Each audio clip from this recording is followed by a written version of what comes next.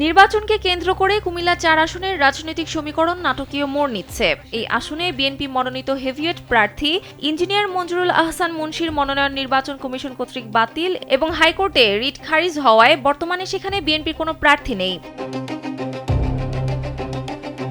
এরই মধ্যে আলোচনায় উঠে এসেছেন গণ অধিকার পরিষদের প্রার্থী জসিমউদ্দিনের দাবি, জোটগত সিদ্ধান্ত অনুযায়ী তিনি এই আসনে বিএনপি জোটের প্রার্থী হিসেবে প্রতিদ্বন্দ্বিতা করবেন। গণ অধিকার পরিষদের সভাপতি নুরুল হক নুরও সামাজিক যোগাযোগ মাধ্যমে বিষয়টি নিশ্চিত করে বলেছেন, মঞ্জুরুল আহসান মুন্সির প্রার্থিতা ফিরে না পেলে জসিমউদ্দিনই হবেন জোটের চূড়ান্ত ভরসা। এখন যে কোনো ব্র্যান্ডের পুরাতন এসি বদলে নতুন ওয়ালটন এসিতে উপভোগ করুন 25% ছাড়। তবে স্থানীয় বিএনপি এখনই হাল ছাড়তে নারাজ। ওই আসনে বিএনপি নেতাকর্মীরা বলছেন, ইঞ্জিনিয়ার মঞ্জুরুল আহসান মুন্সি আইনি প্রক্রিয়ার মাধ্যমে প্রার্থিতা ফিরে পেতে পারেন। আগামী সোমবার তার প্রার্থিতা নিয়ে আপিল শুনানি রয়েছে।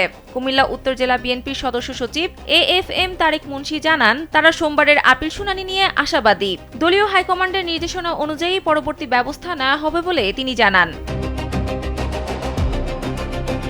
এদিকে ভোটের মাঠে সরব রয়েছেন জামায়াতে ইসলামী নেতৃত্বাধীন 10 দলীয় জোটের প্রার্থী এবং জাতীয় নাগরিক কমিটির মুখ্য সংগঠক হাসনাত আব্দুল্লাহ।